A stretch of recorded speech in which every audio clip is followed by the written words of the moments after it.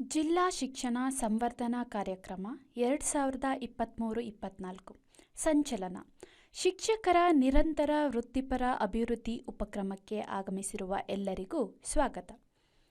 ಈ ದಿನ ನಾವು ಜನವರಿ ತಿಂಗಳಲ್ಲಿ ಬರುವಂತಹ ಪರಿಕಲ್ಪನೆಗಳಾದ ಕಾಂತೀಯತೆ, ಬೆಳಕು, ಸಸ್ಯಗಳಲ್ಲಿ ಸಂತಾನೋತ್ಪತ್ತಿಗಳ ಬಗ್ಗೆ ತಿಳಿದುಕೊಳ್ಳೋಣ. 5ನೇ ತರಗತಿಯಲ್ಲಿ ಬರುವಂತಹ ನಮ್ಮ ಭಾರತ ಪ್ರಾಕೃತಿಕ ವೈವಿಧ್ಯತೆ ಅಧ್ಯಾಯಕ್ಕೆ ಸಂಬಂಧಪಟ್ಟ ಕಲಿಕಾ ಫಲಗಳು ಹೀಗಿವೆ. ಅದೇ ರೀತಿಯಾಗಿ 6ನೇ ತರಗತಿಯಲ್ಲಿ ಬರುವಂತಹ ಕಾಂತಗಳೊಂದಿಗೆ ಆಟ, ಇದಕ್ಕೆ ಸಂಬಂಧಪಟ್ಟ DSCRT ಕಲಿಕಾ ಫಲಗಳು ಮತ್ತು ನ್ಯಾಸ್ ಕಲಿಕಾ ಫಲಗಳ ಮ್ಯಾಪಿಂಗನ್ನು ನಾವು ಇಲ್ಲಿ ನೋಡಬಹುದು. 7ನೇ ತರಗತಿಯಲ್ಲಿ ಬರುವ ಬೆಳಕು ಅಧ್ಯಾಯ ಮತ್ತು 7ನೇ ತರಗತಿಯಲ್ಲೇ ಬರುವಂತಹ ಇನ್ನೊಂದು ಅಧ್ಯಾಯವಾದ ಸಸ್ಯಗಳಲ್ಲಿ ಸಂತಾನೋತ್ಪತ್ತಿಗೆ ಸಂಬಂಧಪಟ್ಟ ಕಲಿಕಾ ಫಲಗಳ ಮ್ಯಾಪಿಂಗನ್ನು ನಾವು ಇಲ್ಲಿ ನೋಡಬಹುದು. ಈಗ ಈ ಅಧ್ಯಾಯದಲ್ಲಿ ಬರುವ ಪರಿಕಲ್ಪನೆಗಳನ್ನು ಅನುಭವಾತ್ಮಕವಾಗಿ ಹೇಗೆ ಬೋಧನೆ ಮಾಡ್ಬೋದು ಮತ್ತು ಅನುಭವಾತ್ಮಕ ಕಲಿಕೆಯಲ್ಲಿ ಏನೆಲ್ಲ ಅಂಶಗಳಿರುತ್ತೆ ಅಂತ ನೋಡ್ತಾ ಹೋಗೋಣ. ಮೊದಲನೆಯ ಅಂಶ ಅನುಭವ, ಎಕ್ಸ್ಪೀರಿಯನ್ಸಿಂಗ್ ದ ಕಾನ್ಸೆಪ್ಟ್. ಕಲಿಕಾರ್ಥಿಗಳು ಓದೋದ್ರಿಂದ ಅಥವಾ ವೀಕ್ಷಣೆ ಮಾಡೋದ್ರಿಂದ ಮಾತ್ರ ಕಲಿಯೋದಕ್ಕೆ ಸಾಧ್ಯ ಇಲ್ಲ. ನಮ್ಮ ಎಲ್ಲ 5 ಇಂದ್ರಿಯಗಳು ಅಂದರೆ ಮುಟ್ಟಿ ನೋಡೋದು, ವೀಕ್ಷಣೆ ಮಾಡೋದಕ್ಕೆ ಅವಕಾಶ ಮಾಡಿಕೊಳ್ಳೋದು, ಕೇಳಿಸ್ಕೊಳ್ಳೋದು, ಗ್ರಹಣ ಶಕ್ತಿ ಮತ್ತು ಟೇಸ್ಟ್ ಮಾಡೋದಕ್ಕೆ ಅವಶ್ಯಕತೆ ಇದ್ದಲ್ಲಿ ಟೇಸ್ಟ್ ಮಾಡೋದಕ್ಕೆ ಅವಕಾಶ ಮಾಡಿಕೊಡೋದಿರ್ಬೋದು. ಅಂದರೆ ಇವೆಲ್ಲವುಗಳಲ್ಲೂ ಸಕ್ರಿಯವಾಗಿ ಪಾಲ್ಗೊಳ್ಳುವ ಮೂಲಕ ಅನುಭವವನ್ನು ಕಲಿಕಾರ್ಥಿಗಳು ಪಡೆದುಕೊಳ್ತಾರೆ. ಈ ರೀತಿ ಮಾಡೋದ್ರಿಂದ ಕಲಿಕಾರ್ಥಿಗಳು ತಮ್ಮನ್ನು ಕಲಿಕೆಯಲ್ಲಿ ಆಳವಾಗಿ ತೊಡಗಿಸ್ಕೊಳ್ತಾರೆ. ಆದ್ದರಿಂದ ನಮ್ಮ ಬೋಧನಾ ಕಲಿಕೆಯಲ್ಲಿ ಅಂದರೆ ಎಕ್ಸ್ಪೀರಿಯನ್ಷಿಯಲ್ ಟೀಚಿಂಗ್ ಲರ್ನಿಂಗಲ್ಲಿ ಅನುಭವ ಕೊಡುವಂಥದ್ದು ತುಂಬಾ ಮುಖ್ಯವಾಗಿರುತ್ತದೆ.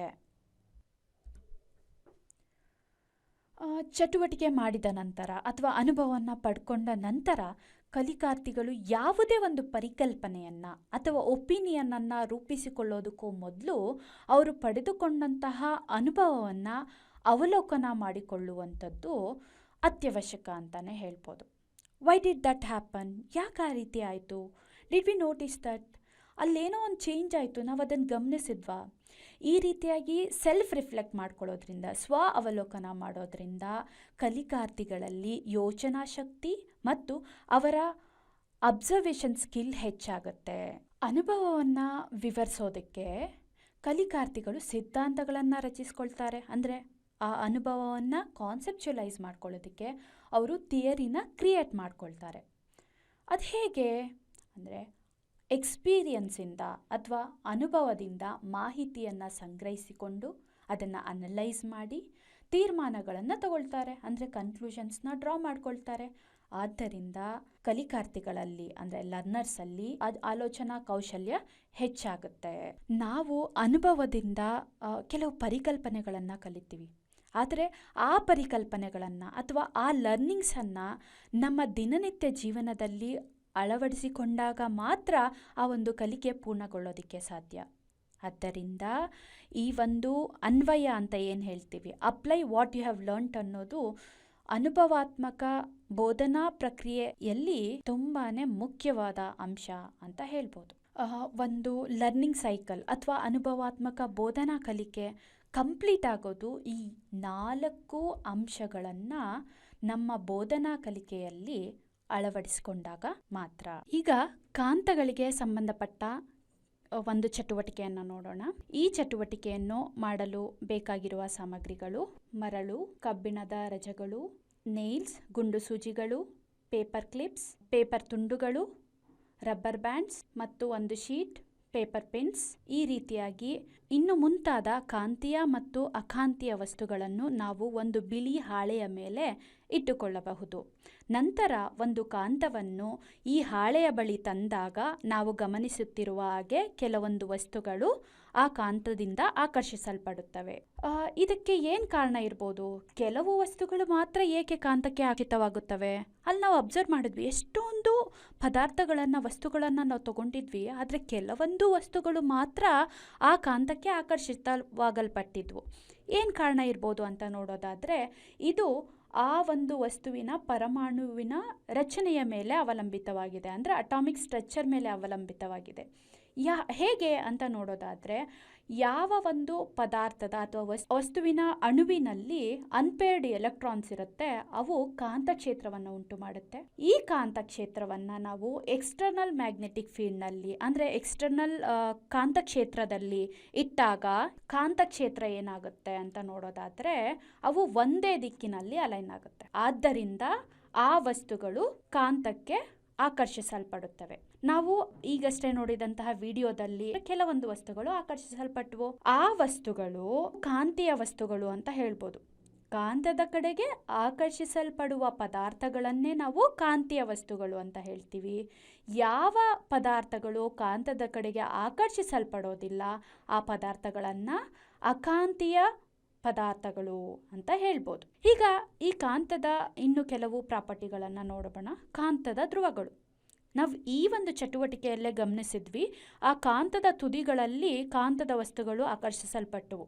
ಯಾಕೆ ತುದಿಗಳಲ್ಲೇ ಆಕರ್ಷಣೆ ಆಯಿತು ಅಂತ ನೋಡೋದಾದರೆ, ಆ ತುದಿಗಳಲ್ಲಿ ಹೆಚ್ಚು ಕಾಂತೀಯ ಬಲ ಇರೋದ್ರಿಂದನೇ ನಾವು ಅವುಗಳನ್ನು ಧ್ರುವಗಳು ಅಥವಾ ಪೋಲ್ ಅಂತ ಹೇಳ್ತೀವಿ. ಅದೇ ರೀತಿಯಾಗಿ ಸಜಾತೀಯ ಮತ್ತು ವಿಜಾತೀಯ ಧ್ರುವಗಳು ಅಂತ ಹೇಳ್ಬೋದು. ಲೈಕ್ ಪೋಲ್ಸ್ಗಳ ನಡುವೆ, ಒಂದು ಕಾಂತದ ಸಜಾತಿ ಧ್ರುವಗಳ ನಡುವೆ ನಾವು ವಿಕರ್ಷಣೆಯನ್ನು ಗಮನಿಸ್ಬೋದು. ಅದೇ ರೀತಿಯಾಗಿ ವಿಜಾತಿ ಧ್ರುವಗಳ ನಡುವೆ, ಅನ್ಲೈಕ್ ಪೋಲ್ಸ್ಗಳ ನಡುವೆ ಆಕರ್ಷಣೆಯನ್ನು ನಾವು ಗಮನಿಸಬಹುದು. ಮತ್ತು ಈ ಕಾಂತಗಳು ಕಾಂತಕ್ಷೇತ್ರವನ್ನು ಕೂಡ ಉಂಟು ಮಾಡುತ್ತೆ. ಅದೇ ಒಂದು ಕಾಂತವನ್ನು ಸ್ವತಂತ್ರವಾಗಿ ನಾವು ತೂಗುಬಿಟ್ರೆ ಅದು ಒಂದೇ ದಿಕ್ಕಿನಲ್ಲಿ ವಿಶ್ರಾಂತ ಸ್ಥಿತಿಗೆ ಬರುತ್ತೆ. ಈ ಒಂದು ಲಕ್ಷಣವನ್ನು ನಾವು ಮ್ಯಾಗ್ನೆಟಿಕ್ ಕಾಂಪಾಸಲ್ಲಿ ಯೂಸ್ ಮಾಡ್ಬೋದು. ಅವುಗಳನ್ನು ಬಳಸ್ಕೊಂಡು ನಾವು ದಿಕ್ಕುಗಳನ್ನು ಕಂಡುಹಿಡಿಯಬಹುದು. ನೇತಾಡುವ ಗುಂಡು ಸೂಜಿಗಳು. ಈ ಚಟುವಟಿಕೆಯನ್ನು ಮಾಡಲು ಬೇಕಾಗುವ ಸಾಮಗ್ರಿಗಳು: ಸೂಜಿಗಳು ಅಥವಾ ಗುಂಡು ಸೂಜಿಗಳು, ಒಂದು ಕಾಂತ, ದಾರ ಮತ್ತು ಬೆಂಕಿ ಪೊಟ್ಟಣ. ನಮಗೆಲ್ಲರಿಗೂ ತಿಳಿದಿರುವಂತೆ ಕೆಲವು ವಸ್ತುಗಳು ಕಾಂತಕ್ಕೆ ಆಕರ್ಷಿತವಾಗುತ್ತವೆ ಮತ್ತು ಕೆಲವು ವಸ್ತುಗಳು ಆಕರ್ಷಿತವಾಗುವುದಿಲ್ಲ. ಆಕರ್ಷಿತವಾಗುವ ವಸ್ತುಗಳನ್ನು ಕಾಂತೀಯ ವಸ್ತುಗಳು ಎಂದು ಕರೆಯುತ್ತೇವೆ.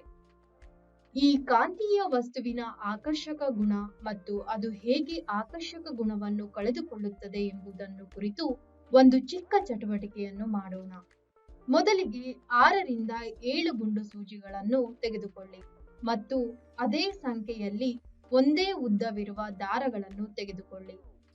ಈಗ ತೋರಿಸಿರುವಂತೆ ದಾರದ ಒಂದು ತುದಿಯಲ್ಲಿ ಗಂಟನ್ನು ಹಾಕಿ ಅದರೊಳಗೆ ಗುಂಡು ಸೂಜಿಯನ್ನು ತೂರಿಸಿ ಬಿಗಿ ಮಾಡಿ. ಉಳಿದ ಎಲ್ಲಾ ಗುಂಡು ಸೂಜಿಗಳನ್ನು ಕೂಡ ಇದೇ ರೀತಿ ದಾರದಿಂದ ಕಟ್ಟಿ ಕಾಂತವನ್ನು ಒಂದು ನಿರ್ದಿಷ್ಟ ಎತ್ತರದಲ್ಲಿ ಇರಿಸಿ ನಂತರ ಗುಂಡು ಸೂಜಿಗಳ ತುದಿಗಳನ್ನು ಕಾಂತಕ್ಕೆ ಅಂಟಿಸಿ. ಎಲ್ಲಾ ಗುಂಡು ಸೂಜಿಗಳ ದಾರದ ಎಳೆಗಳನ್ನು ಒಟ್ಟಿಗೆ ಕೈಯಲ್ಲಿ ಹಿಡಿದು ನಿಧಾನವಾಗಿ ಅವುಗಳನ್ನು ಕಾಂತದಿಂದ ದೂರಕ್ಕೆ ಎಳೆಯಿರಿ. ಗುಂಡು ಸೂಜಿಗಳು ಕಾಂತದಿಂದ ಪ್ರತ್ಯೇಕವಾಗಬೇಕು, ಆದರೆ ಇನ್ನೂ ಕಾಂತಕ್ಕೆ ಆಕರ್ಷಿತವಾಗಿ ತೂಗುತ್ತಿರಬೇಕು. ಈ ಸಮಯದಲ್ಲಿ ದಾರಗಳನ್ನು ಎಳೆಯುವುದನ್ನು ನಿಲ್ಲಿಸಿ.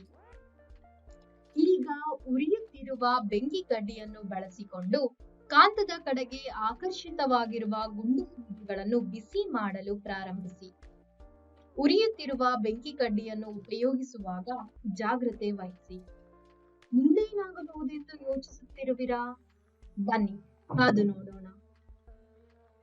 ಎಲ್ಲಾ ಸೂಜಿಗಳು ಬೀಳುತ್ತಿರುವುದನ್ನು ನಾವು ಗಮನಿಸಬಹುದು.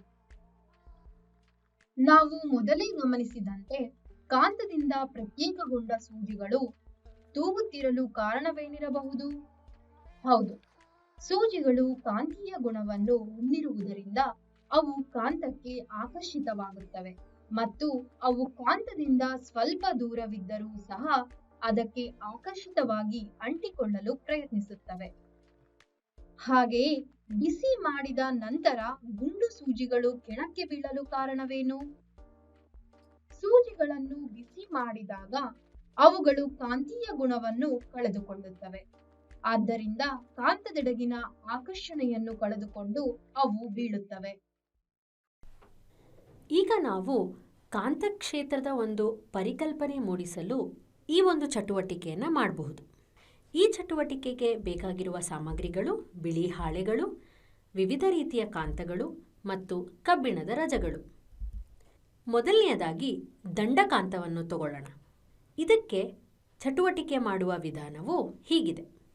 ಒಂದು ಬಿಳಿ ಹಾಳೆ ತಗೊಂಡು ಅದರ ಮೇಲೆ ಕಬ್ಬಿಣದ ರಜಗಳನ್ನು ಹರಡಬೇಕು. ಅದರ ನಂತರ ಈ ದಂಡಕಾಂತವನ್ನು ಆ ಬಿಳಿ ಹಾಳೆ ಕೆಳಗೆ ತಗೊಂಡ್ಬರ್ಬೇಕು. ಅವಾಗ ಏನಾಗತ್ತೆ ಅದನ್ನ ನೋಡಿಕೊಂಡು ಅದರ ಒಂದು ರೇಖಾಚಿತ್ರವನ್ನು ನಾವು ಬಿಡಿಸಬಹುದು. ರೇಖಾಚಿತ್ರವನ್ನು ಬಿಡಿಸಿದ ಮೇಲೆ ಅದರ ನಾರ್ತ್ ಅಂದರೆ ಉತ್ತರ ಮತ್ತು ಸೌತ್ ದಕ್ಷಿಣ ಧ್ರುವಗಳನ್ನು ನಾವು ಲೇಬಲ್ ಮಾಡಬಹುದು. ಇದೇ ಒಂದು ಚಟುವಟಿಕೆಯನ್ನ ನಾವು ಒಂದು ಕುದುರೆ ಲಾಳಾಕಾರದ ಕಾಂತವನ್ನು ತಗೊಂಡು ಮಾಡೋಣ.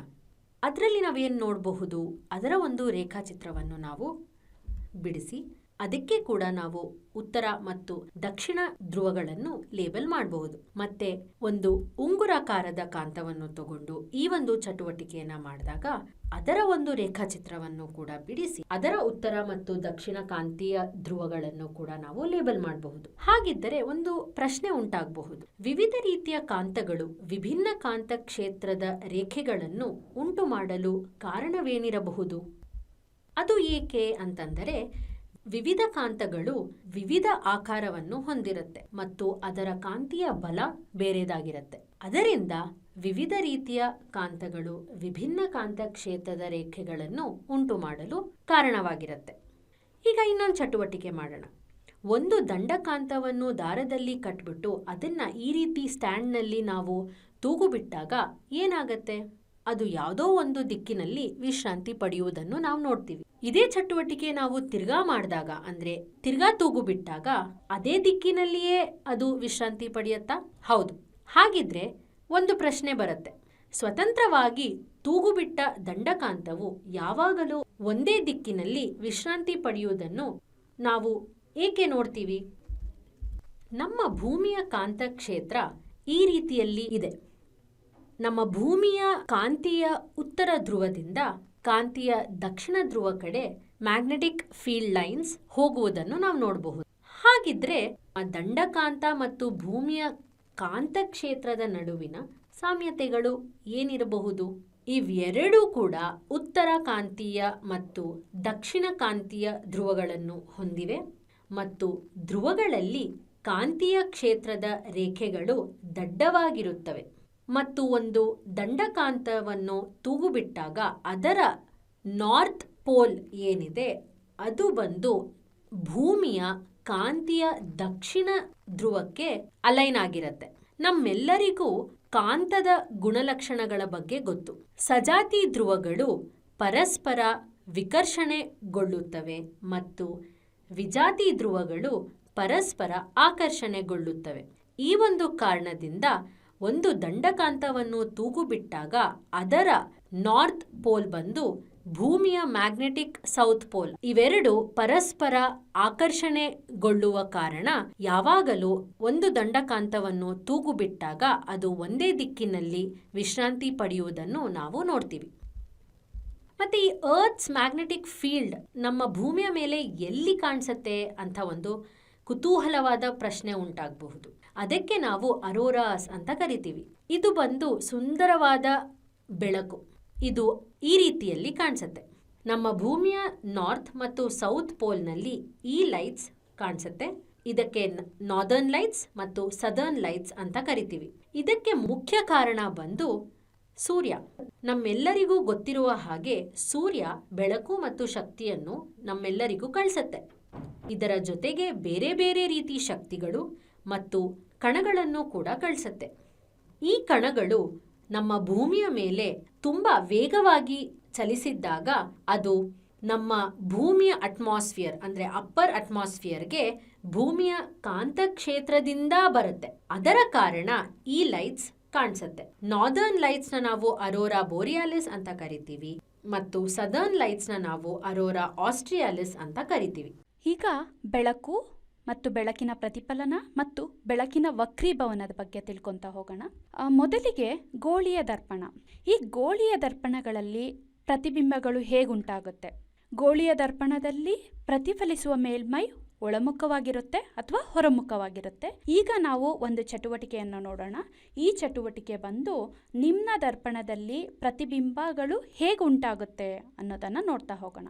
ಈ ಚಟುವಟಿಕೆಯನ್ನು ಮಾಡಲು ಬೇಕಾಗಿರುವ ಸಾಮಗ್ರಿಗಳು ಕಾನ್ಕೇವ್ ಮಿರರ್ ಅಥವಾ ನಿಮ್ನ ದರ್ಪಣ, ದರ್ಪಣದ ಸ್ಟ್ಯಾಂಡ್, ಮೇಣದ ಬತ್ತಿ, ಬೆಂಕಿ ಪೊಟ್ಟಣ ಮತ್ತು ಕತ್ತಲೆ ಕೋಣೆ. ಈಗ ನೋಡ್ತಾ ಇರ್ಬೋದು, ಒಂದು ಮೇಣದ ಬತ್ತಿಯನ್ನ ತಗೊಂಡಿದ್ದೀವಿ. ಈ ಮೇಣದ ಬತ್ತಿ ವಸ್ತುವಾಗಿ ನಾವು ಬಳಸ್ಕೊಂಡಿದ್ದೀವಿ ಈ ಒಂದು ಮೇಣದ ಬತ್ತಿಯನ್ನ. ಅದೇ ರೀತಿಯಾಗಿ ಇಲ್ಲಿ ನಾವು ನೋಡ್ತಾ ಇರ್ಬೋದು, ನಿಮ್ನ ದರ್ಪಣ, ವಸ್ತುವಿನಿಂದ ಬಂದಂತಹ ಬೆಳಕಿನ ಕಿರಣಗಳು ನಿಮ್ನ ದರ್ಪಣದ ಮೇಲೆ ಬಿದ್ದಾಗ ಅದರ ಪ್ರತಿಬಿಂಬ ಎಲ್ಲುಂಟಾಗುತ್ತೆ ಅಂತ ನೋಡ್ತಾ ಹೋಗೋಣ. ಇಲ್ಲಿ ನಾವು ಗಮನಿಸ್ತಾ ಇರ್ಬೋದು, ಪ್ರತಿಬಿಂಬ ಉಂಟಾಗಿದೆ. ಆದ್ರೆ ಪ್ರತಿಬಿಂಬದ ಗಾತ್ರ ಏನಾಗ್ತಾ ಇದೆ, ಅದರ ಸ್ವಭಾವ ಏನಿದೆ ಅಂತ ನೋಡ್ತಾ ಹೋಗೋಣ. ಇಲ್ಲಿ ಆ ಪ್ರತಿಬಿಂಬ ಅತ್ಯಂತ ಚಿಕ್ಕದಾಗಿದೆ ಮತ್ತೆ ತಲಕೆಳಗಾದ ಪ್ರತಿಬಿಂಬವನ್ನ ನಾವು ನೋಡ್ತಾ ಇರ್ಬೋದು. ಈ ಪ್ರತಿಬಿಂಬವನ್ನ ನಾವು ಪರದೆಯ ಮೇಲೆ ಸೆರೆ ಹಿಡಿಯೋದಕ್ಕೆ ಆಗ್ತಾ ಇದೆ. ಆದ್ದರಿಂದ ಈ ಪ್ರತಿಬಿಂಬನ ನಾವು ಸತ್ಯ ಪ್ರತಿಬಿಂಬ ಅಂತ ಹೇಳ್ಬೋದು, ಅಂದ್ರೆ ರಿಯಲ್ ಇಮೇಜ್ ಅಂತ ಹೇಳ್ಬೋದು. ಯಾವಾಗ ಒಂದು ವಸ್ತು ಅನಂತ ದೂರದಲ್ಲಿರುತ್ತೆ ಆಗ ಅದರ ಇಮೇಜ್ ಬಂದು ಸಂಗಮ ಬಿಂದುವಿನಲ್ಲಿ ಫಾರ್ಮ್ ಆಗುತ್ತೆ ಅಂತ ನೋಡಿದ್ವಿ. ಅದೇ ರೀತಿಯಾಗಿ ಆ ಒಂದು ವಸ್ತುವನ್ನ ಸಿಯಿಂದ ಅಂದ್ರೆ ವಕ್ರತಾ ಕೇಂದ್ರದಿಂದ ದೂರ ಇಟ್ಟಾಗ ಏನಾಗುತ್ತೆ, ಇಮೇಜ್ ಎಲ್ಲಿ ಫಾರ್ಮ್ ಆಗೋದು ನೋಡ್ತಾ ಹೋಗೋಣ. ಇಲ್ಲಿ ನಾವು ನೋಡ್ತಿರೋ ಹಾಗೆ ಆ ಪ್ರತಿಬಿಂಬದ ಸ್ಥಾನ ಎಲ್ಲಿದೆ ಅಂತ ನೋಡೋದಾದರೆ ಸೆಂಟರ್ ಆಫ್ ಕರ್ವೇಚರ್ ಅಂದರೆ ವಕ್ರತಾ ಕೇಂದ್ರ ಮತ್ತು ಸಂಗಮ ಬಿಂದುವಿನ ನಡುವೆ ಪ್ರತಿಬಿಂಬ ಆಗೋದನ್ನು ನಾವು ನೋಡ್ತಾ ಇರ್ಬೋದು. ಅದೇ ರೀತಿಯಾಗಿ ಆ ಒಂದು ವಸ್ತುವನ್ನು ನಾವು ಸೆಂಟರ್ ಆಫ್ ಕರ್ವೇಚರ್ ಅಂದರೆ ವಕ್ರತಾ ಬಿಂದುವಿನಲ್ಲಿ ಇಟ್ಟಾಗ ಅದರ ಪ್ರತಿಬಿಂಬವೂ ಕೂಡ ವಕ್ರತಾ ಬಿಂದುವಿನಲ್ಲೇ ಉಂಟಾಗೋದನ್ನು ನಾವು ಗಮನಿಸಬಹುದು. ನಂತರ ಯಾವಾಗ ಒಂದು ವಸ್ತು ಸೆಂಟರ್ ಆಫ್ ಕರ್ವೇಚರ್ ಮತ್ತು ಸಂಗಮ ಬಿಂದುವಿನ ನಡುವೆ ಇರುತ್ತೆ ಆಗ ಅದರ ಪ್ರತಿಬಿಂಬ ನಾವು ನೋಡ್ತಿರೋ ಹಾಗೆ ಸೆಂಟರ್ ಆಫ್ ಕರ್ವೇಚರ್ ಇಂದ ದೂರ ಫಾರ್ಮ್ ಆಗುತ್ತೆ, ಅಂದರೆ ವಕ್ರತಾ ಬಿಂದುವಿನಿಂದ ದೂರ ಆಗ್ತಿದೆ. ಇಲ್ಲೂ ಕೂಡ ಪ್ರತಿಬಿಂಬದ ಗಾತ್ರ ಹೆಚ್ಚಾಗ್ತಾ ಇದೆ, ಆದರೆ ಇದು ತಲೆಕೆಳಗಾದ ಪ್ರತಿಬಿಂಬವನ್ನು ಉಂಟು ಮಾಡ್ತಾ ಇದೆ. ಮತ್ತು ಈ ಪ್ರತಿಬಿಂಬವನ್ನು ನಾವು ಇಲ್ಲೂ ಪರದೆಯ ಮೇಲೆ ಸೆರೆ ಹಿಡಿಯೋಕ್ಕಾಗ್ತಾ ಇದೆ. ಆದ್ದರಿಂದ ಇದು ಒಂದು ರಿಯಲ್ ಇಮೇಜ್ ಅಂತ ಹೇಳ್ಬೋದು. ಈಗ ಅದೇ ಒಂದು ವಸ್ತುವನ್ನು ನಾವು ಫೋಕಲ್ ಪಾಯಿಂಟಲ್ಲಿ ಇಟ್ಟಾಗ ಇಮೇಜ್ ಎಲ್ಲಿ ಫಾರ್ಮ್ ಆಗ್ಬೋದು ನೋಡ್ತಾ ಹೋಗೋಣ. ನಮಗೆ ಇಮೇಜ್ ಫಾರ್ಮ್ ಆಗೋದನ್ನು ಎಷ್ಟು ಆ ಒಂದು ವಕ್ರತಾ ಕೇಂದ್ರದಿಂದ ದೂರ ಸ್ಕ್ರೀನ್ ಮೂವ್ ಮಾಡ್ತಾ ಹೋದಾಗಲೂ ಕೂಡ ಅಲ್ಲಿ ಇಮೇಜ್ ಫಾರ್ಮ್ ಆಗ್ತಾ ಇಲ್ಲ. ಇದರಿಂದ ನಾವು ಹೇಳ್ಬೋದು ಇದರ ಇಮೇಜ್ ಬಂದು ಅತ್ಯಂತ ದೊಡ್ಡದಾಗಿರುತ್ತೆ, ಸತ್ಯ ಮತ್ತು ತಳಕೆಳಗಾದ ಪ್ರತಿಬಿಂಬ ಆಗಿರುತ್ತೆ, ಮತ್ತು ಇದು ಅನಂತ ದೂರದಲ್ಲಿ ಉಂಟಾಗೋದನ್ನು ನಾವು ನೋಡ್ಬೋದು. ಈಗ ಆ ಒಂದು ಇಮೇಜನ್ನು ನಾವು ಪೋಲ್ ಮತ್ತು ಸಂಗಮ ಬಿಂದು ಅಂದರೆ ದೃಕ್ಬಿಂದು, ದೃಕ್ಕೇಂದ್ರ ಮತ್ತು ಸಂಗಮ ಬಿಂದುವಿನ ನಡುವೆ ಇಟ್ಟಾಗ ಉಂಟಾಗುವಂತಹ ಪ್ರತಿಬಿಂಬ ದರ್ಪಣದ ಹಿಂದೆ ಆಗಿರುತ್ತೆ. ಅದ್ರ ಜೊತೆಗೆ ಪ್ರತಿಬಿಂಬದ ಗಾತ್ರ ದೊಡ್ಡದಾಗಿರುತ್ತೆ. ಇಲ್ಲಿ ನಾವು ನೋಡ್ತಾ ಇರ್ಬೋದು ಮಿಥ್ಯ ಪ್ರತಿಬಿಂಬ ಮತ್ತು ನೇರವಾದ ಪ್ರತಿಬಿಂಬವನ್ನು ನಾವು ನೋಡ್ತಾ ಇದ್ದೀವಿ. ಯಾಕೆ ಇದನ್ನು ಮಿಥ್ಯ ಪ್ರತಿಬಿಂಬ ಅಂತ ಹೇಳ್ತಾ ಇದ್ದೀವಿ ಅಂದರೆ ಇದರ ಪ್ರತಿಬಿಂಬವನ್ನು ನಾವು ಪರದೆಯ ಮೇಲೆ ಹಿಡಿಯೋದಕ್ಕೆ ಸಾಧ್ಯವಿಲ್ಲ. ನಿಮ್ನ ದರ್ಪಣದಿಂದ ರೂಪುಗೊಂಡ ಪ್ರತಿಬಿಂಬವು ಯಾವಾಗಲೂ ಸತ್ಯ ಮತ್ತು ತಲೆಕೆಳಗಾಗಿರುತ್ತದೆ. ಏನು ಕಾರಣ ಇರ್ಬೋದು ಇದಕ್ಕೆ? ನಾವಿಲ್ಲಿ ನೋಡ್ತಾ ಇರ್ಬೋದು ನಿಮ್ನ ದರ್ಪಣ ಏನಿದೆ ಆ ದರ್ಪಣದ ಮೇಲೆ ಪ್ರಧಾನ ಅಕ್ಷಕ್ಕೆ ಸಮಾನಾಂತರವಾಗಿ ಬೆಳಕಿನ ಕಿರಣಗಳು ಬಿದ್ದಾಗ ಅವು ಪ್ರತಿಫಲನಗೊಂಡ ನಂತರ ಅಂದರೆ ರಿಫ್ಲೆಕ್ಷನ್ ಆದಮೇಲೆ ಯಾವುದೋ ಒಂದು ಬಿಂದುವಿನಲ್ಲಿ ಕೇಂದ್ರೀಕರಣಗೊಳ್ಳುತ್ತೆ. ಸೊ ಆದ್ದರಿಂದ ಈ ದರ್ಪಣದಿಂದ ಉಂಟಾಗುವಂಥ ಪ್ರತಿಬಿಂಬ ಯಾವಾಗಲೂ ಸತ್ಯವಾಗಿರುತ್ತೆ ಮತ್ತು ತಲೆ ಕೆಳಗಾಗಿರುತ್ತೆ ಅಂತ ಹೇಳ್ಬೋದು. ಇದು ಸತ್ಯ ಮತ್ತು ತಲೆ ಕೆಳಗಾದ ಪ್ರತಿಬಿಂಬವನ್ನು ಉಂಟು ಮಾಡುತ್ತದೆ. ನಾವು ನೋಡ್ತಾ ಇರ್ಬೋದು ಯಾವುದೇ ಒಂದು ದರ್ಪಣ ವಕ್ರವಾಗಿದ್ರೆ ಅಂದರೆ ವಕ್ರವಾದ ಪ್ರತಿಫಲಿಸುವ ಮೇಲ್ಮೈಯನ್ನು ಹೊಂದಿದ್ರೆ ಅದನ್ನು ಗೋಳೀಯ ದರ್ಪಣ ಅಂತ ಹೇಳ್ಬೋದು. ಸಾಮಾನ್ಯವಾಗಿ ವಕ್ರವಾದ ಪ್ರತಿಫಲಿಸುವ ಮೇಲ್ಮೈ ಒಳಮುಖವಾಗಿ ಅಥವಾ ಹೊರಮುಖವಾಗಿ ಬಾಗಿರುತ್ತದೆ. ಪ್ರತಿಫಲಿಸುವ ಮೇಲ್ಮೈ ಹೊರಮುಖವಾಗಿ ಬಾಗಿದ್ರೆ ಆ ದರ್ಪಣಗಳನ್ನು ಕಾನ್ವೆಕ್ಸ್ ಮಿರರ್ ಅಂತ ಹೇಳ್ತೀವಿ. ಅದೇ ರೀತಿಯಾಗಿ ಪ್ರತಿಫಲಿಸುವ ಮೇಲ್ಮೈ ಒಳಮುಖವಾಗಿ ಬಾಗಿದ್ರೆ ಅದನ್ನು ನಾವು ಕಾನ್ಕೇವ್ ಮಿರರ್ ಅಂತ ಹೇಳ್ತೀವಿ. ವಸ್ತುವಿನ ಸ್ಥಾನವನ್ನು ಆಧರಿಸಿ ಪ್ರತಿಬಿಂಬಗಳು ಸತ್ಯ ಅಥವಾ ಮಿಥ್ಯ ಪ್ರತಿಬಿಂಬಗಳನ್ನು ಉಂಟು ಮಾಡುತ್ತವೆ. ಹಾಗಾದರೆ ಈ ದರ್ಪಣಗಳು, ಗೋಳೀಯ ದರ್ಪಣಗಳೇನಿದ್ದಾವೆ, ಅವುಗಳನ್ನು ನಾವು ದಿನನಿತ್ಯ ಜೀವನದಲ್ಲಿ ಎಲ್ಲಿ ನೋಡ್ತೀವಿ ಅಂತ ಹೋಗೋಣ. ಮೊದಲಿಗೆ ನಿಮ್ನ ದರ್ಪಣಗಳ ಉಪಯೋಗಗಳು. ಈ ನಿಮ್ನ ದರ್ಪಣಗಳನ್ನು ನಾವು ಸ್ಕೂಟರ್ಗಳ ಹೆಡ್ಲೈಟ್ಗಳಲ್ಲಿ ನೋಡಬಹುದು. ಅದೇ ರೀತಿಯಾಗಿ ಟಾರ್ಚ್ನಲ್ಲಿ ರಿಫ್ಲೆಕ್ಟರ್ ಆಗಿ ಅಂದರೆ ಪ್ರತಿಫಲಕವಾಗಿ ಬಳಸ್ತಾರೆ. ಅದೇ ರೀತಿ ಆಸ್ಪತ್ರೆಗಳಲ್ಲಿ ಹೆಡ್ಲೈಟ್, ENT ಡಾಕ್ಟರ್ ಏನಿದ್ದಾರೆ ಅವರು ಹೆಡ್ಲೈಟ್ಗಳಲ್ಲಿ ಬಳಸ್ತಾರೆ. ಮತ್ತೆ ಶೇವಿಂಗ್ ಮತ್ತು ಮೇಕಪ್ ದರ್ಪಣಗಳಾಗಿ ಕೂಡ ನಾವು ನಿಮ್ನ ದರ್ಪಣಗಳನ್ನು ಉಪಯೋಗಿಸ್ತೀವಿ. ಮತ್ತು ಡೆಂಟಿಸ್ಟ್ಗಳು ಕೂಡ ಏನು ಮಾಡ್ತಾರೆ, ಈ ಒಂದು ನಿಮ್ನ ದರ್ಪಣವನ್ನು ಬಳಸೋದನ್ನು ನಾವು ನೋಡಬಹುದು. ಹಾಗಾದರೆ ಪೀನ ದರ್ಪಣಗಳ ಉಪಯೋಗಗಳೇನು? ಪೀನ ದರ್ಪಣಗಳನ್ನು ನಾವು ವರ್ಧಿಸುವ ಗ್ಲಾಸ್ ಆಗಿ ಬಳಸ್ಬೋದು. ಅದೇ ರೀತಿಯಾಗಿ ಬಿಸಿಲಿನ ಕನ್ನಡಕವಾಗಿ ಅದರಲ್ಲಿ ಕೂಡ ನಾವು ಕಾನ್ವೆಕ್ಸ್ ಮಿರರನ್ನು ಬಳಸಿರೋದನ್ನು ನಾವು ನೋಡ್ಬೋದು. ವಾಹನಗಳಲ್ಲಿ ಪಾರ್ಶ್ವನೋಟ ದರ್ಪಣವಾಗಿ ಬಳಸ್ತಾರೆ. ಅದೇ ರೀತಿಯಾಗಿ ತುಂಬ ವೈಡರ್ ವ್ಯೂ ಅನ್ನು ನೋಡೋದಕ್ಕೋಸ್ಕರ ಹಿನ್ನೋಟ ದರ್ಪಣವಾಗಿ ಕೂಡ ನಾವು ಪೀನ ಮಸೂರಗಳನ್ನು ಬಳಸಬಹುದು. ಮತ್ತು ಪಾರ್ಕಿಂಗ್ ಲಾಟ್ಗಳಲ್ಲೂ ಕೂಡ ನಾವು ಇದನ್ನು ಅಂದರೆ ಪಾರ್ಕಿಂಗ್ ಪ್ರದೇಶಗಳಲ್ಲೂ ಕೂಡ ಈ ಪೀನ ದರ್ಪಣಗಳನ್ನು ಅಥವಾ ಕಾನ್ವೆಕ್ಸ್ ಮಿರರ್ಗಳನ್ನು ಉಪಯೋಗಿಸೋದನ್ನು ನಾವು ನೋಡಬಹುದು. ಬೆಳಕಿನ ಪ್ರತಿಫಲನ ಮತ್ತು ಹೀರಿಕೊಳ್ಳುವಿಕೆ. ಈ ಚಟುವಟಿಕೆಯನ್ನು ಮಾಡಲು ಬೇಕಾಗುವ ಸಾಮಗ್ರಿಗಳು: ರಟ್ಟಿನ ಡಬ್ಬ, ಈ ಡಬ್ಬದ ಮೇಲ್ಭಾಗವನ್ನು ತೆರೆಯುವಂತಿರಬೇಕು. ವಿವಿಧ ಬಣ್ಣದ LED ಸೀರಿಯಲ್ ಲೈಟ್. ಇಲ್ಲಿ ನಾವು ನೀಲಿ, ಕೆಂಪು, ಹಳದಿ ಮತ್ತು ಹಸಿರು ಬಣ್ಣವನ್ನು ಉಪಯೋಗಿಸುತ್ತಿದ್ದೇವೆ. ನಾವು ತೆಗೆದುಕೊಂಡ LED ಬಲ್ಬ್ಗಳ ಬಣ್ಣದ ಸ್ಕೆಚ್ ಪೆನ್ಗಳು, ತೆಗೆದುಕೊಂಡ LED ಬಲ್ಬ್ಗಳ ಬಣ್ಣದ ಗುರುತು ಮತ್ತು ಸಂಖ್ಯೆಗಳನ್ನು ಹೊಂದಿರುವ ಒಂದು ಕಾರ್ಡ್ ಮತ್ತು ವಿದ್ಯುತ್ ಶಕ್ತಿ. ಬಣ್ಣ ಬಣ್ಣದ LED ಸೀರಿಯಲ್ ಲೈಟ್ ಅನ್ನು ತೆಗೆದುಕೊಳ್ಳಿ. ಪ್ರತಿಯೊಂದು ಬಣ್ಣದ ಬಲ್ಬ್ ಅನ್ನು ಪ್ರತ್ಯೇಕ ಮಾಡಿ ದಾರ ಅಥವಾ ರಬ್ಬರ್ ಬ್ಯಾಂಡಿನ ಸಹಾಯದಿಂದ ಕಟ್ಟಿ ಆಯಾ ಬಣ್ಣದ ಬಲ್ಬಿನ ಗುಚ್ಛವನ್ನು ಮಾಡಿಕೊಳ್ಳಿ. ನಾವು ಇಲ್ಲಿ ಕೆಂಪು, ನೀಲಿ, ಹಳದಿ ಮತ್ತು ಹಸಿರು ಬಣ್ಣಗಳ ಬಲ್ಬ್ಗಳ ಗುಚ್ಛಗಳನ್ನು ಮಾಡಿಕೊಂಡಿದ್ದೇವೆ. ಬಾಕ್ಸ್ನ ಮೇಲ್ಭಾಗ ಮತ್ತು ಮುಂಭಾಗದಲ್ಲಿ ಈ ರೀತಿಯಾಗಿ ರಂಧ್ರವನ್ನು ಮಾಡಿಕೊಳ್ಳಿ. ನಂತರ ಮೇಲ್ಭಾಗದ ರಂಧ್ರದ ಮೂಲಕ ಯಾವುದಾದರೂ ಒಂದು ಬಣ್ಣದ LED ಬಲ್ಬ್ಗಳನ್ನು ಬಾಕ್ಸ್ ಒಳಗೆ ಸೇರಿಸಿ. ಇಲ್ಲಿ ನಾವು ಕೆಂಪು ಬಣ್ಣದ ಬಲ್ಬ್ಗಳ ಗುಚ್ಛವನ್ನು ತೆಗೆದುಕೊಂಡಿದ್ದೇವೆ. ಬಾಕ್ಸ್ನ ಮುಂಭಾಗದ ಎದುರಿಗೆ ಬಣ್ಣಗಳ ಗುರುತಿನ ಕಾರ್ಡ್ ಅನ್ನು ತೋರಿಸಿರುವಂತೆ ಇರಿಸಿ. ಬಾಕ್ಸ್ನ ಮೇಲ್ಭಾಗವನ್ನು ಮುಚ್ಚಿ LED ದೀಪವನ್ನು ಆನ್ ಮಾಡಿ. ಬಾಕ್ಸ್ನ ಮುಂಭಾಗದಲ್ಲಿ ಮಾಡಿದ ರಂಧ್ರದ ಮೂಲಕ ಬಾಕ್ಸ್ನೊಳಗೆ ಇರಿಸಲಾದ ಬಣ್ಣದ ಗುರುತಿನ ಕಾರ್ಡ್ ಅನ್ನು ವೀಕ್ಷಿಸಿ. ನಾವಿಲ್ಲಿ ಏನನ್ನು ಗಮನಿಸಬಹುದು? ನಾವಿಲ್ಲಿ ಗಮನಿಸುತ್ತಿರುವ ಹಾಗೆ 2 ಮತ್ತು 4ರ ಸ್ಥಾನದಲ್ಲಿನ ಕೆಂಪು ಮತ್ತು ಹಳದಿ ಗುರುತುಗಳು ಕಾಣಿಸುತ್ತಿಲ್ಲ. ಇದಕ್ಕೆ ಕಾರಣವೇನಿರಬಹುದು? ನಾವು ನಮ್ಮ ಸುತ್ತಮುತ್ತಲೂ ವಿವಿಧ ಬಣ್ಣಗಳನ್ನು ನೋಡಲು ಸಾಧ್ಯವಾಗುತ್ತಿರುವುದೇಕೆಂದರೆ ವಸ್ತುವಿನ ಮೇಲೆ ಬೆಳಕು ಹಾದು ಹೋದಾಗ ಅದು ಎಲ್ಲಾ ಬಣ್ಣಗಳನ್ನು ಹೀರಿಕೊಂಡು ನಿರ್ದಿಷ್ಟ ಬಣ್ಣವನ್ನು ಮಾತ್ರ ಪ್ರತಿಫಲಿಸುತ್ತದೆ. ಆ ನಿರ್ದಿಷ್ಟ ಪ್ರತಿಫಲಿತ ಬಣ್ಣವು ನಮ್ಮ ಕಣ್ಣುಗಳನ್ನು ಪ್ರವೇಶಿಸಿದಾಗ ನಮಗೆ ಆ ಬಣ್ಣವನ್ನು ಗುರುತಿಸಲು ಸಾಧ್ಯವಾಗುತ್ತದೆ. ಈ ಸಂದರ್ಭದಲ್ಲಿ ಕೆಂಪು ಬೆಳಕು ವಿವಿಧ ಬಣ್ಣಗಳ ಗುರುತುಗಳ ಮೇಲೆ ಬಿದ್ದಾಗ 2 ಮತ್ತು 4ನೇ ಸ್ಥಾನದಲ್ಲಿರುವ ಕೆಂಪು ಮತ್ತು ಹಳದಿ ಗುರುತುಗಳು ತಮ್ಮ ಬಣ್ಣವನ್ನೇ ಪ್ರತಿಫಲಿಸುತ್ತವೆ. ನಾವು ಈ ಪ್ರತಿಫಲಿತ ಬಣ್ಣಗಳನ್ನು ಪೆಟ್ಟಿಗೆಯೊಳಗಿನ ಕೆಂಪು ಬೆಳಕಿನ ಮೂಲಕ ನೋಡಿದಾಗ ಪ್ರತಿಫಲಿತ ಕೆಂಪು ಬಣ್ಣವು ಕೆಂಪು ಬೆಳಕಿನೊಂದಿಗೆ ವಿಲೀನಗೊಳ್ಳುತ್ತದೆ. ಹಳದಿ ಬಣ್ಣದ ತೀವ್ರತೆ ಕಡಿಮೆ ಇರುವುದರಿಂದ ಅದೂ ಸಹ ವಿಲೀನಗೊಳ್ಳುತ್ತದೆ. 1 ಮತ್ತು 3ರ ಜಾಗದಲ್ಲಿರುವ ನೀಲಿ ಮತ್ತು ಹಸಿರು ಬಣ್ಣಗಳು ಕೆಂಪು ಬೆಳಕಿನಷ್ಟೇ ತೀವ್ರತೆಯನ್ನು ಹೊಂದಿರುವುದರಿಂದ ನಾವು ಅವುಗಳನ್ನು ನೋಡಲು ಸಾಧ್ಯವಾಗುತ್ತದೆ. ಅದೇ ರೀತಿ ನಾವು ಹಳದಿ ದೀಪವನ್ನು ಆನ್ ಮಾಡಿದಾಗ ಏನಾಗುತ್ತದೆ ಎಂದು ನೋಡೋಣ. ಹಳದಿ ಬಣ್ಣದ ಗುರುತು ಕಣ್ಮರೆಯಾಗಿರುವುದನ್ನು ನಾವು ನೋಡಬಹುದು. ನಾವು ನೀಲಿ ದೀಪವನ್ನು ಆನ್ ಮಾಡಿದಾಗ ಏನಾಗುತ್ತದೆ? ಹೌದು, ನೀಲಿ ಬಣ್ಣದ ಗುರುತು ಕಣ್ಮರೆಯಾಗುತ್ತದೆ. ಈಗ ಹಸಿರು ದೀಪದಲ್ಲಿ ಪರಿಶೀಲಿಸೋಣ. ನಾವಿಲ್ಲಿ ಗಮನಿಸುತ್ತಿರುವಂತೆ ಹಸಿರು ಬಣ್ಣ ಪೂರ್ಣವಾಗಿ ಕಣ್ಮರೆಯಾಗಿಲ್ಲ.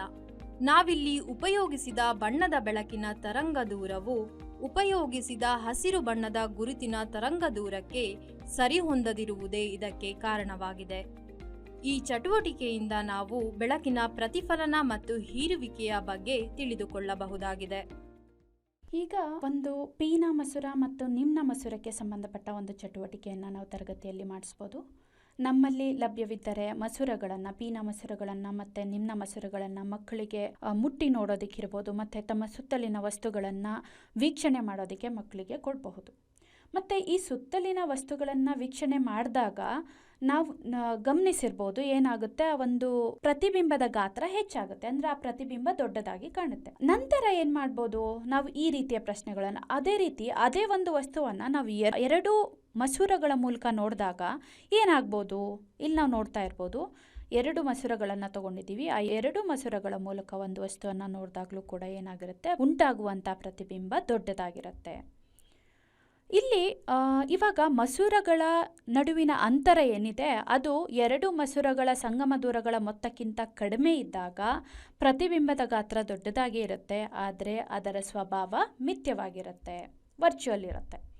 ಅದೇ ರೀತಿಯಾಗಿ ಮಸೂರಗಳ ನಡುವಿನ ಅಂತರ ಎರಡು ಮಸೂರಗಳ ಸಂಗಮ ದೂರಗಳ ಮೊತ್ತಕ್ಕಿಂತ ಹೆಚ್ಚಾಗಿದ್ದರೆ ಆಗ ಇಮೇಜ್ ಏನಿದೆ ಅಂದರೆ ಮ್ಯಾಗ್ನಿಫೈಡ್ ಇಮೇಜ್ ಆಗಿರುತ್ತೆ ಮತ್ತು ಪ್ರತಿಬಿಂಬದ ಸ್ವಭಾವ ರಿಯಲ್ ಇರುತ್ತೆ ಅಂತ ಹೇಳಬಹುದು.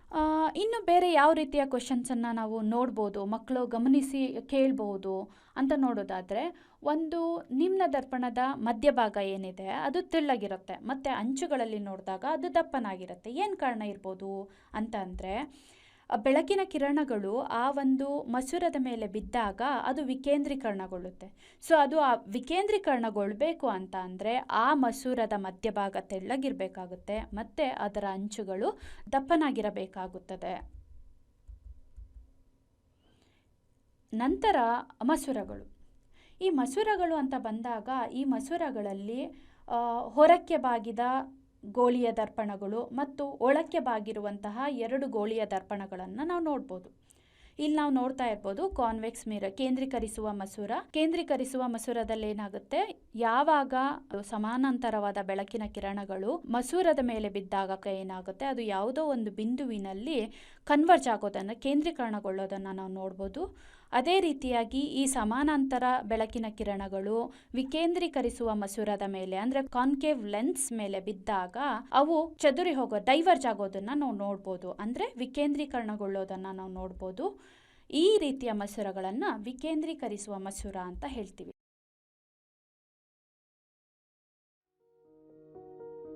ಉಲ್ಟಾ ಪಲ್ಟಾ.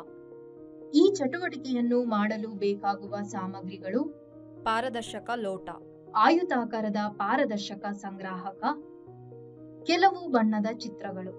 ಇಲ್ಲಿ ನಾವು ಮೀನು, ವಿಮಾನ ಮತ್ತು ಬಾಣದ ಗುರುತುಗಳ ಚಿತ್ರಗಳನ್ನು ತೆಗೆದುಕೊಂಡಿದ್ದೇವೆ.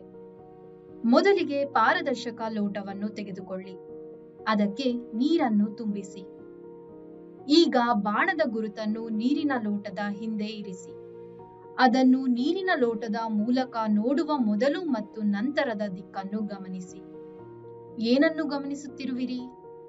ಬಾಣದ ಗುರುತನ್ನು ನೀರಿನ ಲೋಟದ ಹಿಂದೆ ಇರಿಸಿದಾಗ ಬಾಣದ ದಿಕ್ಕಿನಲ್ಲಿನ ಬದಲಾವಣೆಯನ್ನು ಗಮನಿಸಬಹುದಾಗಿದೆ. ಈಗ ವಿಮಾನವು ಯಾವ ದಿಕ್ಕಿನಲ್ಲಿ ಹಾರುತ್ತಿದೆ ಎಂಬುದನ್ನು ಗಮನಿಸಿ. ನೀರಿನ ಲೋಟದ ಹಿಂದೆ ವಿಮಾನದ ದಿಕ್ಕಿನ ಬದಲಾವಣೆಯನ್ನು ನೀವು ಗಮನಿಸುತ್ತಿರುವಿರಾ? ನಾವೀಗ ಖಾಲಿ ಲೋಟದ ಮೂಲಕ ಮೀನಿನ ದಿಕ್ಕನ್ನು ನೋಡೋಣ. ಮೀನಿನ ದಿಕ್ಕಿನಲ್ಲಿ ಏನಾದರೂ ಬದಲಾವಣೆ ಇದೆಯೇ? ಇಲ್ಲ, ದಿಕ್ಕಿನಲ್ಲಿ ನಾವು ಯಾವುದೇ ಬದಲಾವಣೆಯನ್ನು ಕಾಣುತ್ತಿಲ್ಲ. ಈಗ ಖಾಲಿ ಲೋಟಕ್ಕೆ ನೀರು ಹಾಕೋಣ ಮತ್ತು ಲೋಟದ ಮೂಲಕ ಮೀನನ್ನು ಗಮನಿಸೋಣ. ಹೌದು, ನಾವು ಗಮನಿಸುತ್ತಿರುವಂತೆ ಮೀನಿನ ದಿಕ್ಕಿನಲ್ಲಿ ಬದಲಾವಣೆಯಾಗಿದೆ. ಇದಕ್ಕೆ ಕಾರಣವೇನಿರಬಹುದು? ಇಲ್ಲಿ ನೀರಿನ ವಕ್ರ ಮೇಲ್ಮೈಯುಳ್ಳ ಗಾಜಿನ ಲೋಟವು ಪೀನ ಮಸೂರವಾಗಿ ಕಾರ್ಯನಿರ್ವಹಿಸುತ್ತದೆ. ನಾವು ಅದರ ಮೂಲಕ ವಸ್ತುವನ್ನು ವೀಕ್ಷಿಸಿದಾಗ ವಸ್ತುವಿನ ಬಲಭಾಗವು ಎಡದಂತೆ, ಎಡವು ಬಲದಂತೆ ಕಾಣುತ್ತದೆ. ಆಯತಾಕಾರದ ಪಾರದರ್ಶಕ ನೀರಿನ ಸಂಗ್ರಾಹಕದ ಹಿಂದೆ ಬಾಣದ ಗುರುತನ್ನು ಇರಿಸೋಣ. ಬಾಣದ ಗುರುತಿನ ದಿಕ್ಕಿನಲ್ಲಿ ಏನಾದರೂ ಬದಲಾವಣೆ ಇದೆಯೇ? ಇಲ್ಲ. ಇಲ್ಲಿ ನಾವು ಗಮನಿಸುತ್ತಿರುವಂತೆ ಸಂಗ್ರಾಹಕವು ವಕ್ರ ಮೇಲ್ಮೈಯನ್ನು ಹೊಂದಿಲ್ಲ. ಸಂಗ್ರಾಹಕವು ಸಮತಲ ಮೇಲ್ಮೈಯನ್ನು ಹೊಂದಿರುವುದರಿಂದ ಇದು ಪೀನ ಮಸೂರದಂತೆ ವರ್ತಿಸುತ್ತಿಲ್ಲ. ಬದಲಿಗೆ ಗಾಜಿನ ಫಲಕದಂತೆ ಕಾರ್ಯನಿರ್ವಹಿಸುತ್ತಿದೆ. ಆದ್ದರಿಂದ ಅದರ ಹಿಂದೆ ಇರುವ ವಸ್ತುವಿನ ದಿಕ್ಕಿನಲ್ಲಿ ಯಾವುದೇ ಬದಲಾವಣೆ ಇರುವುದಿಲ್ಲ. ಪೀನ ಮಸೂರಗಳನ್ನು ದಿನನಿತ್ಯ ಜೀವನದಲ್ಲಿ ಎಲ್ಲಿ ನೋಡ್ಬೋದು ಅಂತ ನೋಡೋಣ. ಮಾನವನ ಕಣ್ಣುಗಳಲ್ಲಿರ್ಬೋದು, ಭೂತ ಕನ್ನಡಿಗಳಲ್ಲಿ, ದೂರದರ್ಶಕಗಳಲ್ಲಿ ಮತ್ತು ಸೂಕ್ಷ್ಮದರ್ಶಕಗಳು, ಅದೇ ರೀತಿಯಾಗಿ ಕನ್ನಡಕಗಳಲ್ಲಿ ಬಳಸುವುದನ್ನು ನಾವು ನೋಡ್ಬೋದು. ಹಾಗಾದರೆ ನಿಮ್ನ ಮಸೂರಗಳ ಉಪಯೋಗಗಳೇನು? ಇವನ್ನು ದಿನನಿತ್ಯ ಜೀವನದಲ್ಲಿ ಎಲ್ಲಿ ನೋಡ್ತೀವಿ? ಸಮೀಪ ದೃಷ್ಟಿ ಇದ್ದಾಗ, ಅದೇ ರೀತಿಯಾಗಿ ಪ್ರೊಜೆಕ್ಟರ್ಗಳಲ್ಲಿ, ಕ್ಯಾಮ್ರಾ ಮಸೂರಗಳಲ್ಲಿ, ಕ್ಯಾಮ್ರಾ ಲೆನ್ಸಲ್ಲಿ ಮತ್ತು ಫ್ಲ್ಯಾಶ್ ಲೈಟ್ಗಳಲ್ಲಿ, ಟಾರ್ಚ್ಗಳಲ್ಲಿ ಇರುವಂತಹ ಫ್ಲ್ಯಾಶ್ ಲೈಟ್ಗಳಲ್ಲೂ ಕೂಡ ನಾವು ಈ ಒಂದು ನಿಮ್ನ ಮಸೂರಗಳನ್ನು ನೋಡಬಹುದು. ಬೆಳಕಿನ ವಕ್ರೀಭವನದ ವಿದ್ಯಮಾನವನ್ನು ಅರ್ಥೈಸಿಕೊಳ್ಳಲು ನಾವು ಈ ಸಿಮ್ಯುಲೇಷನ್ ಅನ್ನು ಬಳಸಬಹುದು. ಗಾಳಿಯು ಒಂದು ಮಾಧ್ಯಮದಿಂದ ಇನ್ನೊಂದು ಮಾಧ್ಯಮವನ್ನು ಪ್ರವೇಶಿಸಿದಾಗ ಬೆಳಕಿನ ಕಿರಣವು ಬಾಗುತ್ತದೆ. ಉದಾಹರಣೆಗೆ ಇಲ್ಲಿ ನಾವು ಗಾಳಿಯ ಮಾಧ್ಯಮದಿಂದ ಗಾಜಿನ ಮಾಧ್ಯಮಕ್ಕೆ ಬೆಳಕಿನ ಕಿರಣವು ಚಲಿಸಿದಾಗ ಬೆಳಕಿನ ಕಿರಣವು ಲಂಬದ ಕಡೆ ಬಾಗುವುದನ್ನು ನಾವು ಗಮನಿಸುತ್ತಿರಬಹುದು. ಈಗ ಬೆಳಕಿನ ಕಿರಣವು ನೀರಿನ ಮಾಧ್ಯಮದಿಂದ ಗಾಳಿ ಮಾಧ್ಯಮಕ್ಕೆ ಚಲಿಸಿದ್ರೆ ಇಲ್ಲಿ ನಾವು ನೋಡ್ತಾ ಇರ್ಬೋದು, ನೀರು ಬಂದು ಒಂದು ಡೆನ್ಸರ್ ಮೀಡಿಯಮ್ ಮತ್ತೆ ಗಾಳಿ ಬಂದು rarer medium. So water medium ಇಂದ, ನೀರಿನ ಮಾಧ್ಯಮದಿಂದ ಗಾಳಿ ಮಾಧ್ಯಮಕ್ಕೆ ಬೆಳಕು ಚಲಿಸಿದಾಗ ಬೆಳಕಿನ ಕಿರಣವು ಲಂಬದಿಂದ ದೂರ ಸರಿಯೋದನ್ನ ನಾವು ಇಲ್ಲಿ ನೋಡಬಹುದು. ಅದೇ ರೀತಿಯಾಗಿ ಇಲ್ಲಿ ನಾವು ಮಾಧ್ಯಮಗಳನ್ನ ಬದಲಾಯಿಸ್ತಾ ಹೋಗ್ಬೋದು. ಮತ್ತೆ ಮೀಡಿಯಂ 2 ಕೂಡ ನೀರು, ಗಾಳಿ ಮತ್ತೆ ಗಾಜು, ಈ ರೀತಿಯಾಗಿ ಈ ಎಲ್ಲ ಮಾಧ್ಯಮಗಳನ್ನ ನಾವು ಇಲ್ಲಿ ಬದಲಾಯಿಸ್ಕೊಳ್ಬಹುದು. ಈಗ ಅಲೈಂಗಿಕ ಸಂತಾನೋತ್ಪತ್ತಿ ಅಂದ್ರೆ ಏಸೆಕ್ಷುವಲ್ ರೀಪ್ರೊಡಕ್ಷನ್ ಅಂದ್ರೆ ಏನು ಅಂತ ನೋಡೋಣ. ಅಲೈಂಗಿಕ ಸಂತಾನೋತ್ಪತ್ತಿಯಲ್ಲಿ ಬೀಜಗಳ ಉತ್ಪತ್ತಿ ಇಲ್ಲದೆ ಹೊಸ ಸಸ್ಯಗಳು ಹುಟ್ಟುತ್ತವೆ. ಈ ಸಸ್ಯಗಳಲ್ಲಿ ಕೇವಲ ಒಂದೇ ಪೋಷಕ ಸಸ್ಯದ DNA ಅಗತ್ಯವಿರುತ್ತದೆ. ಹೊಸ ಸಸ್ಯಗಳನ್ನ ಕ್ಲೋನ್ಸ್ ಅಥವಾ ತದ್ರೂಪುಗಳು ಅಂತ ಕರಿತೀವಿ. ಈ ತದ್ರೂಪುಗಳು ಒಂದೇ ರೀತಿಯಲ್ಲಿ ಇರುತ್ತೆ. ಹಾಗಿದ್ರೆ ನಾವೊಂದು ಚಟುವಟಿಕೆಯನ್ನ ಮಾಡಬಹುದು. ಹತ್ತಿರ ಇರುವ ಒಂದು ಫೀಲ್ಡ್ ಅಥವಾ ಗಾರ್ಡನ್ ಅಥವಾ ಸಸ್ಯಗಳು ಎಲ್ಲಿ ಅಧಿಕವಾಗಿ ಇರುತ್ತೋ ಅಲ್ಲಿ ಹೋಗಬಹುದು. ಅಲ್ಲಿ ಹೋದ್ಮೇಲೆ ಯಾವ ಯಾವ ಸಸ್ಯಗಳು ಈ ರೀತಿಯಲ್ಲಿ ಹುಟ್ಟಿರಬಹುದು ಅಂತ ನಾವು ಯೋಚನೆ ಮಾಡಿ ಅದರ ಹೆಸರು ಮತ್ತು ಅದು ಯಾವ ಒಂದು ಭಾಗದಿಂದ ಹುಟ್ಟಿರಬಹುದು ಅಂತ ಕೂಡ ಈ ಒಂದು ಟೇಬ್ಯುಲರ್ ಕಾಲಮ್ ನಲ್ಲಿ ನಾವು ಪಟ್ಟಿ ಮಾಡಬಹುದು. ಕಾಯಜ ಸಂತಾನೋತ್ಪತ್ತಿ ಅಂದ್ರೆ ವೆಜಿಟೇಟಿವ್ ರೀಪ್ರೊಡಕ್ಷನ್ ಒಂದು ಅಲೈಂಗಿಕ ಸಂತಾನೋತ್ಪತ್ತಿಯ ವಿಧಾನವಾಗಿದೆ. ಇದರಲ್ಲಿ ಕಾಂಡಗಳು, ಬೇರುಗಳು, ಮೊಗ್ಗುಗಳು ಮತ್ತು ಎಲೆಗಳಿಂದ ಹೊಸ ಗಿಡಗಳು ಹುಟ್ಟುತ್ತವೆ.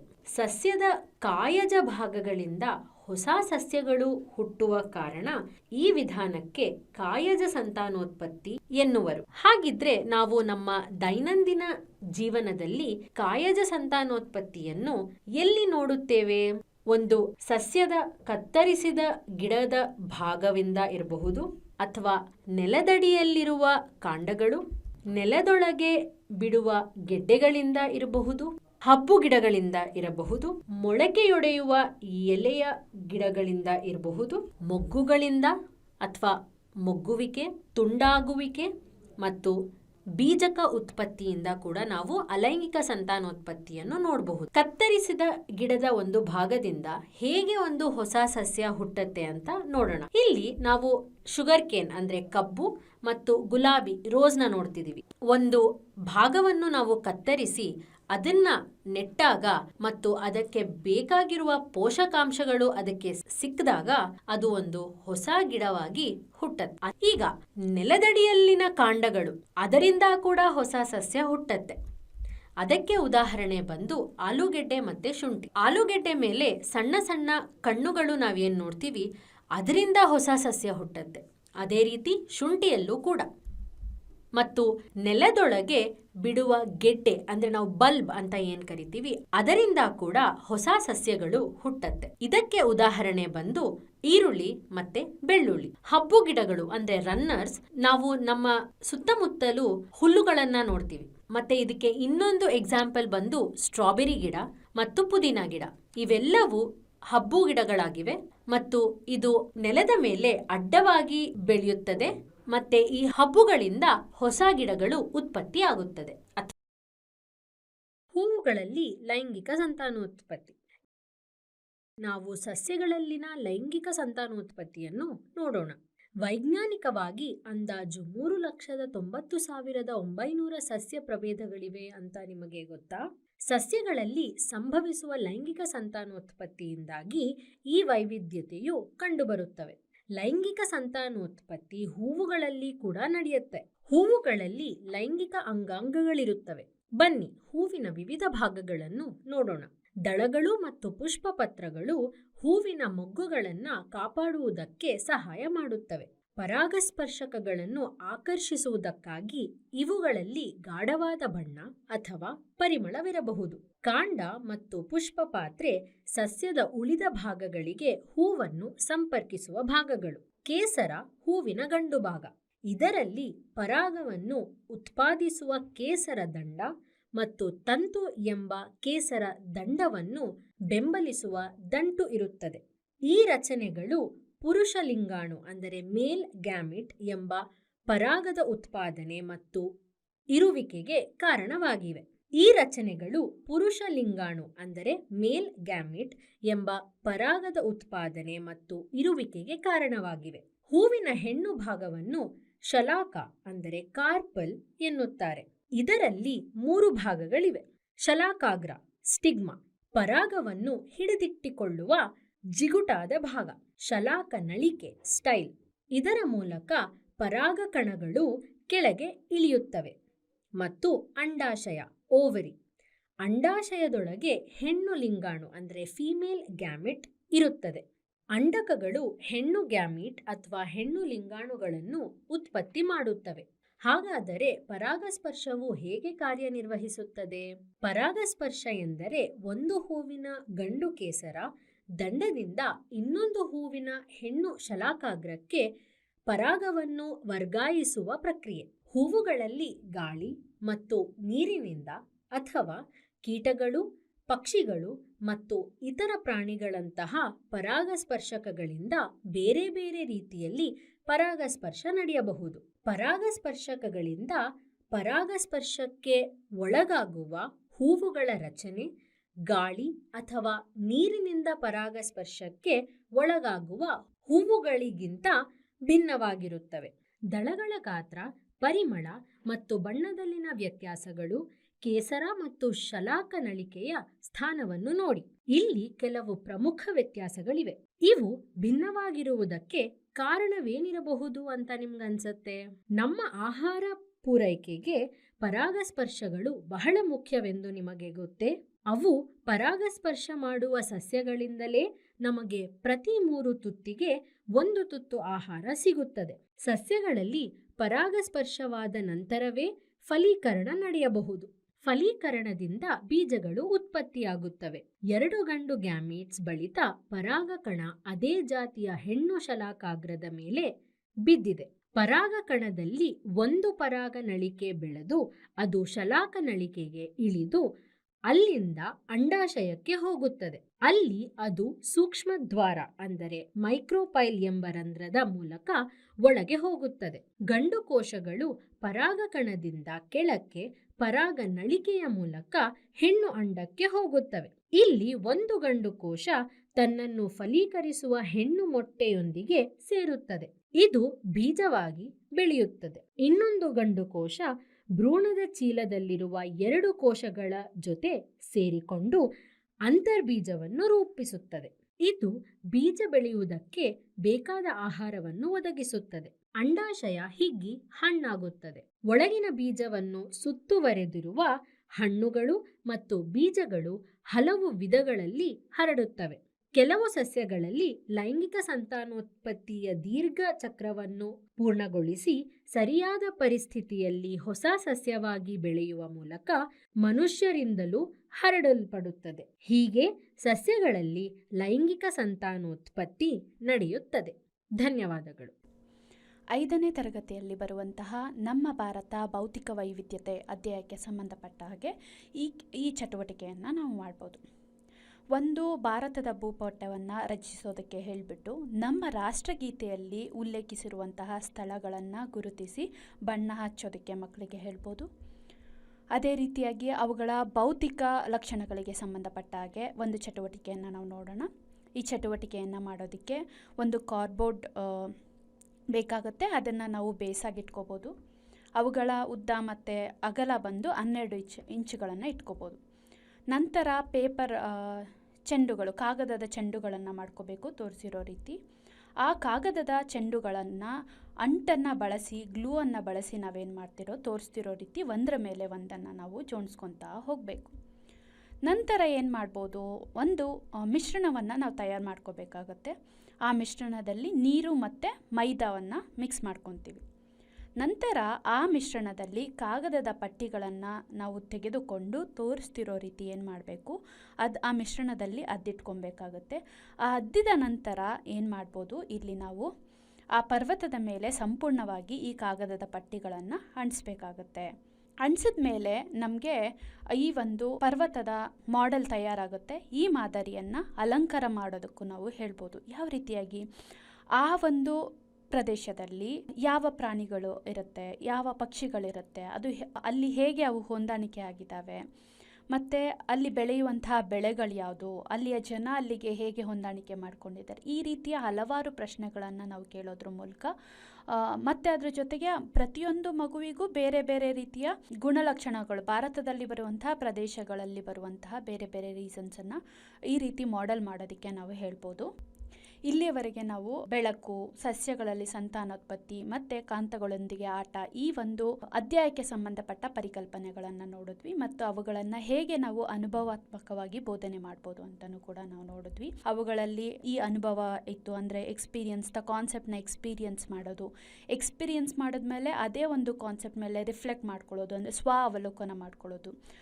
ಅವಲೋಕನ ಆದಮೇಲೆ ಆ ಒಂದು ಅನುಭವದಿಂದ ಕಲಿಯೋದು, ಅದನ್ನೇ ನಾವು ಅರಿವು ಅಂತ ಹೇಳ್ತೀವಿ.